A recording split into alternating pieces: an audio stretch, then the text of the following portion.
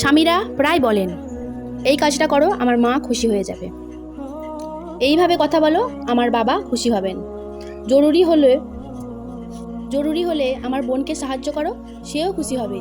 কিন্তু কখনো কি কেউ নিজের পরিবারের লোকজনকে বলেছে, আমার স্ত্রীকে সহ্য করো, সে খুশি হয়ে যাবে? বাবা মা, তাকে কষ্ট দিও না, সে অন্যের ঘর থেকে এসেছে। বোন, তাকে ভালোবাসো, সেও তোমার সাথে বোনের মতো সম্পর্ক রাখতে চায়। কথা কি কোনো স্বামী কখনো বলেন? যদি বলে থাকেন তাহলে সেই স্ত্রী অনেক ভাগ্যবান। তাই বলেন, পৃথিবীতে 100% স্বামীর মধ্যে 1% স্বামীও এই কথাটা বলে কিনা সেটাও আমার সন্দেহ। খালি শুধু বাবা মাকে খুশি করতে হবে কিভাবে, বোনকে খুশি করতে হবে কিভাবে, পরিবারের বাকি সদস্যকে কিভাবে খুশি করতে হবে, সব স্বামীরাই এটা বলে থাকে। কিন্তু অন্যের বাড়ির মেয়েটাকে কিভাবে খুশি করতে হবে, এই কথাটা কোনোদিনও কোনো স্বামীকেই পরিবারকে বলতে শোনা যায় না।